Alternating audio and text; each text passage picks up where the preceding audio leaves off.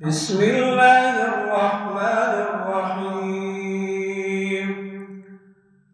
يا أيها الذين آمنوا إذا نودي للصلاة من يوم الجمعة فاسعوا إلى ذكر